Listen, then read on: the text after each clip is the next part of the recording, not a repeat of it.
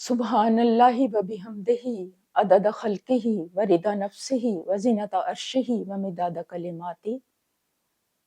اللہم صلی علی محمد و آل محمد۔ السلام علیکم ورحمۃ اللہ وبرکاتہ۔ نفع مند علم، اس کے لیے بھی انسان کو دعا کرتے رہنا چاہیے۔ جیسے میں نے پہلے بیان میں بھی اس بارے میں تھوڑا سا عرض کرنے کی کوشش کی تھی، تو یہ دراصل دیکھا جائے تو اسی کا ایک حصہ ہے یا اسی کا لنک سمجھ لیں۔ یہ خاص طور پر اس چیز کو میں نے بہت زیادہ محسوس کیا ہے کہ ہم دنیا میں رہتے ہوئے جب ہمیں مختلف حالات اور واقعات سے گزرنا پڑتا ہے تو ہمیں بعض چیزوں کے حل کے لیے، بعض مسائل کے حل کے لیے اور بعض گتھیوں کو سلجھانے کے لیے اور بعض سچویشنز کا مقابلہ کرنے کے لیے اور بعض چیلنجز کا مقابلہ کرنے کے لیے ہمیں ضروری علم کی ضرورت ہوتی ہے۔ اور اگر ہمارے پاس وہ ضروری علم ہو تو ہماری دنیاوی زندگی بھی بہتر ہو جاتی ہے اور ہماری اخروی زندگی بھی بہتر ہو جاتی ہے۔ تو اس کے لیے جاننا جو ہے وہ ضروری ہے، اور صرف جاننا ہی ضروری نہیں ہے بلکہ ایسا جاننا جس سے دنیا بھی سنور جائے اور جس سے آخرت بھی سنور جائے۔ تو آپ صلی اللہ علیہ وسلم نے اور اللہ رب العزت نے ہمیں زندگی کے کسی بھی مسئلے میں تنہا نہیں چھوڑا، ہمیں بند گلی میں نہیں چھوڑا۔ آپ صلی اللہ علیہ وسلم نے ہمیں زندگی کے ہر مرحلے میں، ہر گوشے میں، ہر نہج پر، ہر پہلو پہ ہماری رہنمائی کی ہے۔ ایسے میں اگر ایسے ہو کہ انسان کو سمجھ نہیں آ رہی تو وہ پھر کیا کرے؟ وہ اپنے طور پر وہ کوشش کرے اپنے حالات کو سنوارنے کی، اپنے مسائل کو حل کرنے کی، اور کوشش وہ کرے اور کرتا رہے، لیکن اس کے ساتھ ساتھ وہ اللہ تعالیٰ کے ساتھ رابطہ رکھے، رابطہ مضبوط کرے اور اللہ تعالیٰ سے مدد مانگے۔ اس میں ایک چھوٹی سی دعا تو یہ ہے کہ اللہم الہمنی رشدی واعذنی من شر نفسی۔ جب انسان کسی خاص مسئلے میں پھنس جائے اور اسے کوئی راستہ نظر نہ آ رہا ہو تو وہ یہ دعا کرے کہ یا اللہ مجھے اس مسئلے کا حل سمجھ نہیں آ رہا، اللہم الہمنی رشدی، کہ یا اللہ تو مجھے رشد عطا فرما، وہ قوت فیصلہ عطا فرما، وہ سمجھ بوجھ عطا فرما، واعذنی من شر نفسی، اور مجھے میرے نفس کے شر سے بچا، اور تاکہ میں اس معاملے میں کوئی صحیح فیصلہ کر سکوں۔ تو پھر کیا ہوتا ہے کہ انسان اپنے طور پر کوشش کرتا ہے، وسائل بھی استعمال کرتا ہے، اپنی کوشش بھی کرتا ہے اور وہ ساتھ دعائیں بھی کرتا ہے۔ اس سلسلے میں مجھے وہ واقعہ یاد آ گیا ہے حضور پاک صلی اللہ علیہ وسلم کا، کہ جب جنگ بدر ہوئی تو آپ صلی اللہ علیہ وسلم نے کیا کیا تھا کہ جتنے آپ کے پاس وسائل تھے اور جتنے آپ کے پاس آپ کے ساتھی تھے، مخلص ساتھی تھے، وہ آپ سارے وسائل اور اپنے مخلص ساتھی لے کر جنگ بدر میں آپ حاضر ہو گئے، اور وہاں پر آپ کو آپ کو علم تھا کہ ہم سب دشمن کی اتنی بڑی تعداد کا مقابلہ کرنے کے لیے ہمارے وسائل جو ہیں وہ کافی نہیں ہیں، اور ہماری جو ساتھی ہیں اور عددی قوت ہے وہ بھی بہت کم ہے۔ تو لیکن اس کے باوجود جو کچھ تھا وہ لے کے آپ حاضر ہو گئے تھے۔ تو آپ نے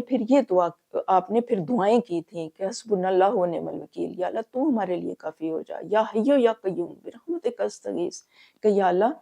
بس تو ہی زندہ جاوید ہے، تو ہماری مدد کر۔ اور اس موقع کے اوپر اگر اے اللہ تو نے ہماری مدد نہ کی تو یہ تیرا دین جو ہے اس کو پھر بہت نقصان پہنچے گا، اور ہو سکتا ہے کہ وہ صفحہ ہستی سے مٹ جائے۔ لیکن آپ نے پوری کوشش کی، اور پھر آپ صلی اللہ علیہ وسلم نے دعائیں کی پورے دل کے ساتھ، پورے خلوص کے ساتھ، پورے زاری کے ساتھ۔ تو پھر اللہ تعالیٰ نے کس طرح سے آپ صلی اللہ علیہ وسلم کی مدد فرمائی۔ تو یہ وہی بات ہے کہ فضائے بدر پیدا کر کہ فرشتے تیری نصرت کو اتر سکتے ہیں گردوں سے قطار اندر قطار ہم بھی۔ اصل چیز یہ ہے کہ انسان کے پاس جتنا ہے، جیسا ہے، جو بھی ہے، تو وہ انسان لگائے اور پھر اللہ تعالیٰ سے مدد مانگے، دعائیں مانگے، تو پھر اس میں تاثیر بھی ہوتی ہے اور پھر اللہ تعالیٰ ضرور بضرور مدد فرماتا ہے۔ ہم دیکھتے ہیں کہ حضرت ابراہیم علیہ السلام نے بھی یہی کیا تھا۔ انہوں نے بھی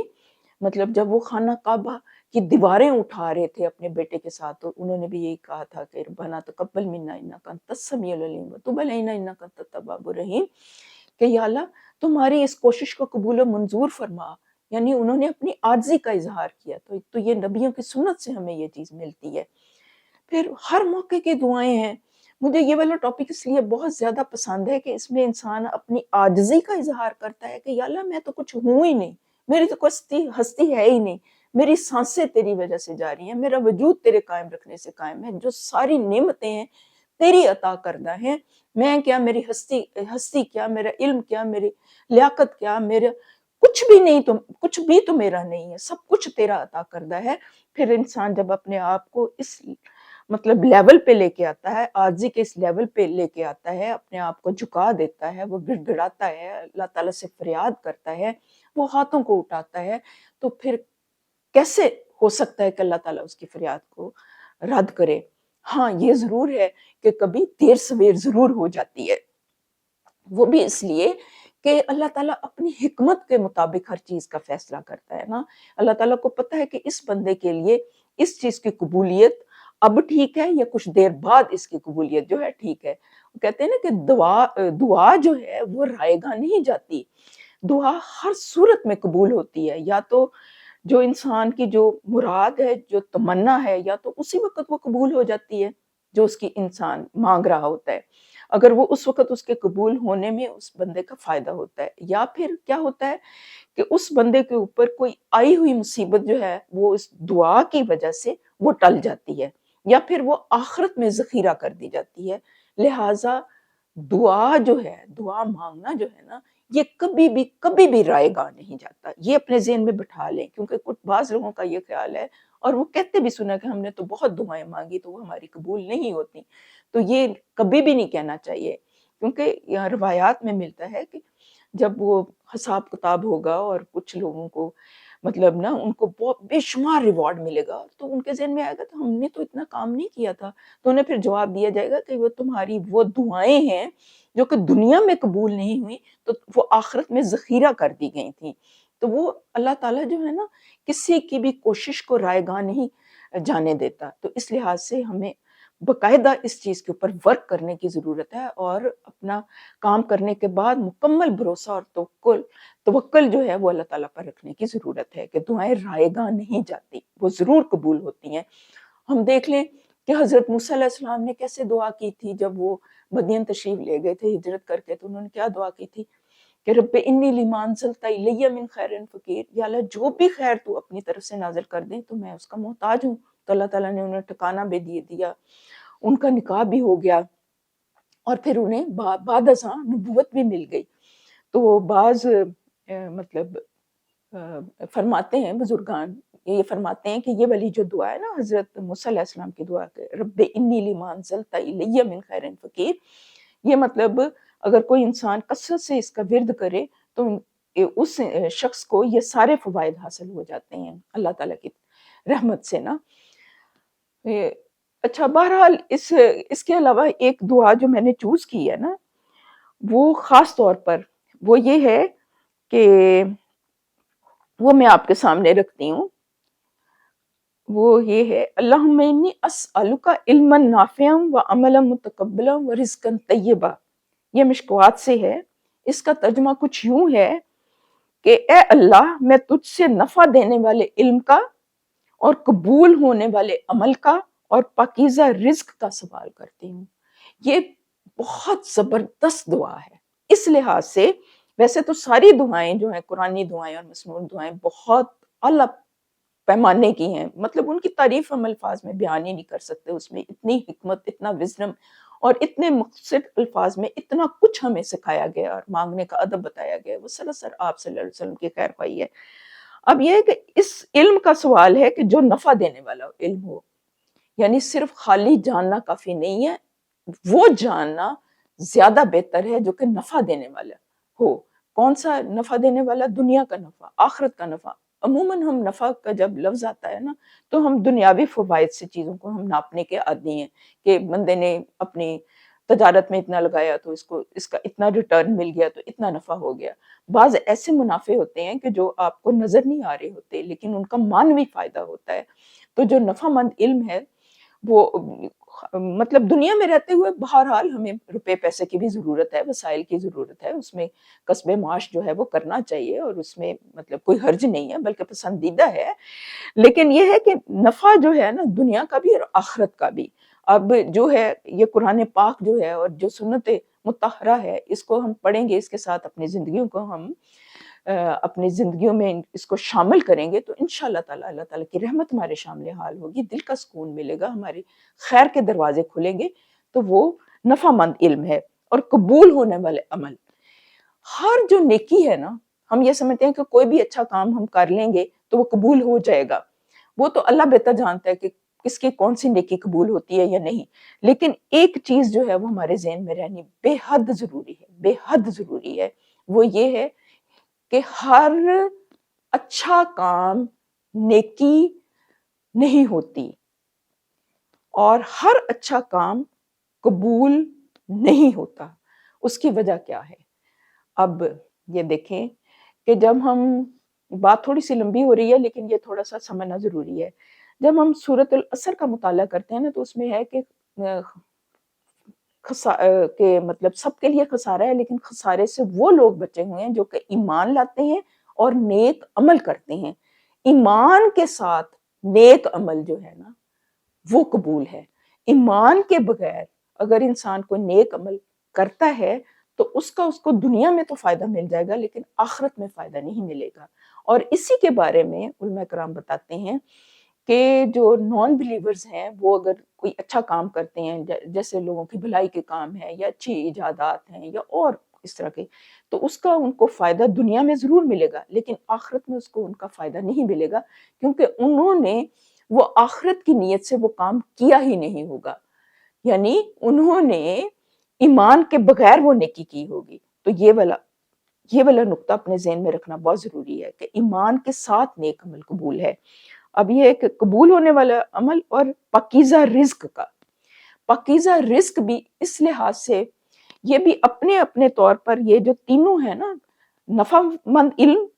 قبول ہونے والا عمل اور پاکیزہ رزق، یہ بھی باقاعدہ علیحدہ سے ایک مستقل ٹاپکس ہیں، لیکن یہ میں صرف پوائنٹس کی صورت میں بتا رہی ہوں کیونکہ یہ بہت زیادہ ٹائم مانگتے ہیں، تو اس کو لیکن ڈسکس ہم اس طرح سے کر لیتے ہیں کہ پاکیزہ رزق ہے کیا۔ پاکیزہ ایک تو یہ ہے کہ حلال طریقے سے حاصل ہو، حلال طریقے سے حاصل ہو اور حلال ہی راستوں پہ خرچ ہو۔ حلال طریقوں سے کیسے حاصل ہو؟ جو اللہ نے بتایا، جو رسول نے بتایا کہ حلال کمائی کیا ہے، یعنی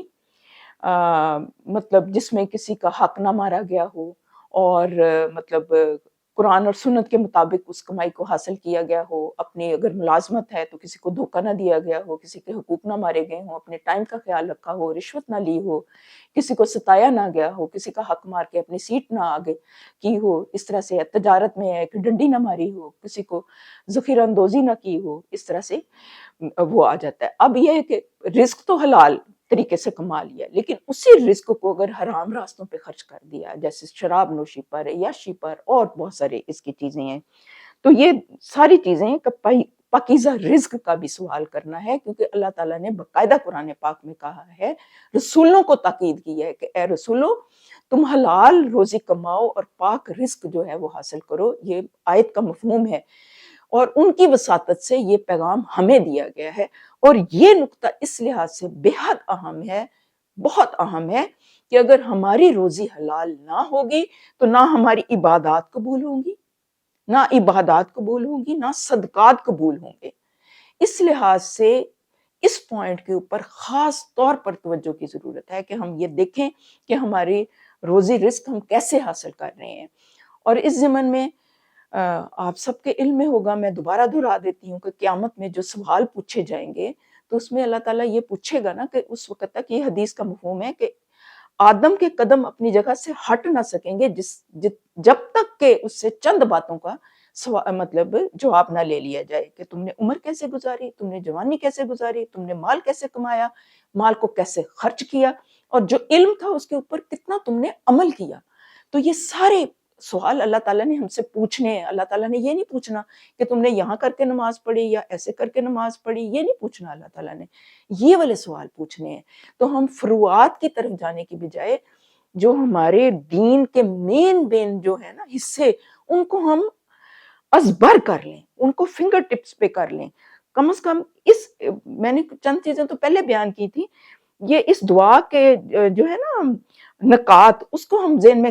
رکھ لیں کہ نفع دینے والا علم، اس کو ہم ہائی لائٹ کر لیں کہ ہم نے انشاءاللہ تعالیٰ نفع دینے والا علم سیکھنا ہے اور یہ دعا بھی کرنی ہے. دوسرا پوائنٹ یہ کر لیں کہ ہم عمل تو کریں اور تھکیں بھی اور اپنے آپ کو کھپائیں بھی اور پھر وہ قبول بھی نہ ہو، تو لہٰذا ہم نے ایسا عمل کرنا ہے جو کہ ایمان کے ساتھ ہو، جو اخلاص کے ساتھ ہو، تاکہ ہمارا عمل قبولیت کا درجہ حاصل کرے. اور پھر پاکیزہ رزق، کیونکہ اگر پاکیزہ رزق نہیں ہوگا تو عبادات قبول نہیں ہوں گے، صدقات قبول نہیں ہوں گے. اگر ہم اسی کو آج کے خاص پیغام کی صورت میں اپنے دل کے اندر اس کو ڈال لیں اور اس کے اوپر عمل شروع کر دیں، تو انشاءاللہ تعالیٰ ہم سب کو اس کا فائدہ ہوگا. اور میرا تو یہی ہے کہ اللہ تعالیٰ ہر ایک کا حامی و ناصر ہو اور اس کی زندگی میں خیر ہو، بھلائی ہو، اس کے عمل قبول ہوں، اور اللہ تعالیٰ سب کے اوپر اپنی خیر کی اور نوازشوں کی بارش کر دے. اور یہ تب ہوتا ہے کہ جب دعائیں بھی تو پھر تب ہی قبول ہوتی ہیں نا، جب ہم اس کے جو ہے نا تقاضے وہ نبھائیں. یہ ایک بہت اہم نکتہ ہے کہ دعاؤں کی قبولیت کے لیے بھی تو پاکیزہ رزق انسان کھاتا ہوگا تو پھر ہی دعائیں قبول ہوتی ہیں. اور اللہ رحم کرے اگر رزق میں پاکیزگی نہ ہو تو پھر کیا ہوتا ہے، اس کا نتیجہ کیا ہوتا ہے، یہ آپ کے علم میں ہوگا، آپ نے بارہا پڑھا ہوگا، سنا ہوگا. پھر کیا ہوتا ہے؟ اللہ رحم کرے سب کو اللہ تعالیٰ اپنے حفظ و مان میں رکھے اور ہمیں حلال رزق جو ہے وہ اختیار کرنے کی توفیق عطا فرمائے. اولاد نافرمان ہو جاتی ہے اور اس کا اثر نسلوں تک جاتا ہے. تو یہی میرے کہنے سے مراد ہے. پھر ایک دفعہ میں یہی دعا کروں گی کہ اللہ، ہم تجھ سے نفع دینے والے علم اور قبول ہونے والا عمل